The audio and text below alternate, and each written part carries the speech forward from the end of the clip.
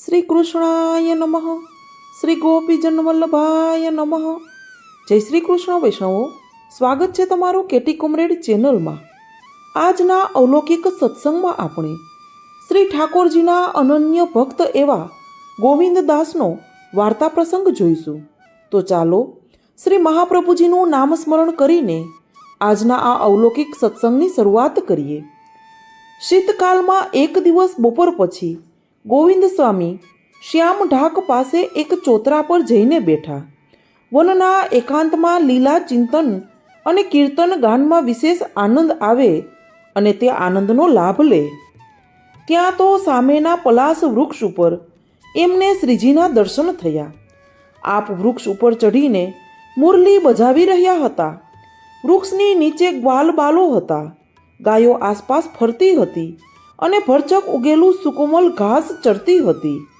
ગોવિંદાસ એ લીલાના દર્શનમાં મુગ્ધ થઈ રહ્યા હતા.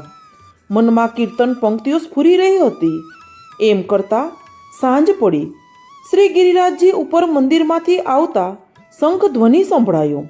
શ્રી ગુસાઈજી અપરસમાં સ્નાન કરીને ઉત્થાપન કરવા માટે મંદિરમાં પધાર્યા હતા અને શંખનાદ કરાવ્યો હતો.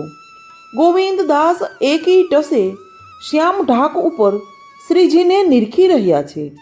એ જુએ છે કે શંખનાદ સાંભળતા જ શ્રીજીએ વૃક્ષ પરથી નીચે ઉતરવા માટે પ્રયાસ કર્યો.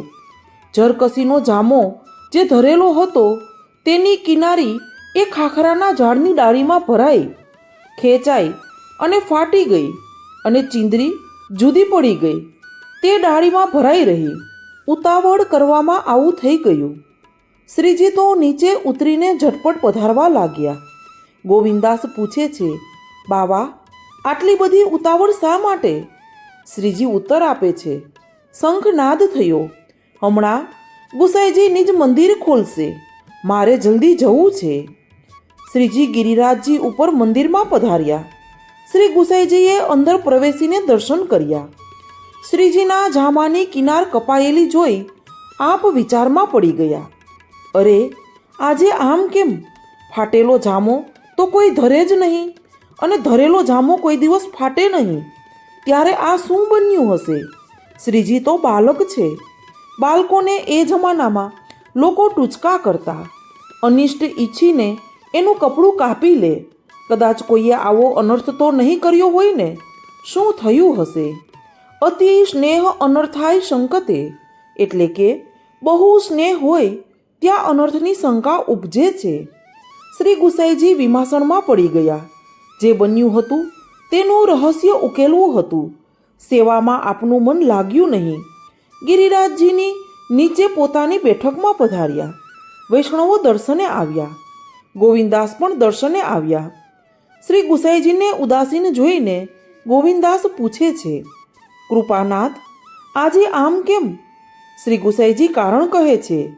ત્યારે ગોવિંદાસ સઘળી વાતનો ખુલાસો કરે છે. મહારાજ, આપ હમણાં જ મારી સાથે પધારો.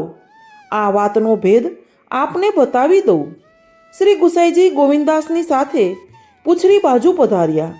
ગોવિંદાસ આપને પેલા વૃક્ષ પાસે પધરાવી ગયા અને પેલી ડાળી બતાવી. ત્યાં શ્રી ગુસાઈજી જુએ છે કે એના પર શું લટકે છે. શ્રી ગુસાઈજીએ ચીંદરી લટકતી જોઈ. ત્યાં કાઢી લીધી અને પૂછ્યું, ગોવિંદાસ, આ કઈ રીતે બન્યું અને તમે કેવી રીતે જાણ્યું આ બધું? ગોવિંદાસે બનેલો બધો જ પ્રસંગ શ્રી ગુસાઈજીને નિવેદન કર્યો. રહસ્ય ઉકલી ગયું. ઉદાસી દૂર થઈ. ગોવિંદાસને લીલાના સાક્ષાત દર્શન થયા એ વાત જાણીને શ્રી ગુસાઈજીને વિશેષ આનંદ થયો. પછી અપ્સરા કુંડમાં સ્નાન કરીને શ્રી ગુસાઈજી પાછા મંદિરમાં પધાર્યા અને પેલી ચીંદરી સાથે લીધી હતી.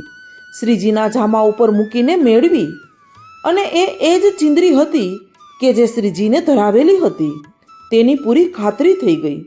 હવે શ્રી ગુસાઈજી વિચારી રહ્યા છે કે શ્રીજીને આવી ઉતાવળ કરીને પધારવું પડ્યું, પરિશ્રમ પડ્યો. આનો શું ઉપાય કરવો? વિચારતા વિચારતા એક નિર્ણય લીધો કે હવેથી એક વાર નહીં પણ 3 વખત શંખનાદ કરવો. તે પછી પણ જરાક રહીને જ મંદિર ખોલવું. જેથી શ્રીજીને ખેલ છોડીને જલ્દી પધારવાનો શ્રમ લેવો ન પડે. સૌને આ નિર્ણય શ્રી ગુસાઈજીએ જણાવી દીધો. શંખનાદ કે ઘંટનાદ 3 વખત કરવાનો પ્રકાર આજે પણ બધે જ ચાલુ છે. સિદ્ધાંત નવનીતના સિદ્ધાંતો જોઈએ. સેવા પ્રકારમાં ચાલતી આવી અનેક રીતો આવા વિવિધ અનુભવો પરથી બાંધવામાં આવી છે. આ કારણે 7 ઘરની સેવાની રીતોમાં પણ કઈ કઈ વિલક્ષણતા જોવામાં આવે છે.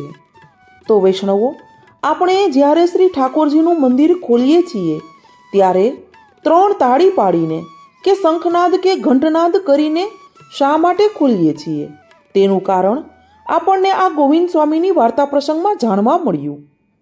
તો વૈષ્ણવો, આ અલૌકિક સત્સંગને શ્રી મહાપ્રભુજીના ચરણોમાં સમર્પિત કરીને અહીં પૂર્ણ કરીએ. સર્વે વૈષ્ણવોને મારા જય શ્રી કૃષ્ણ.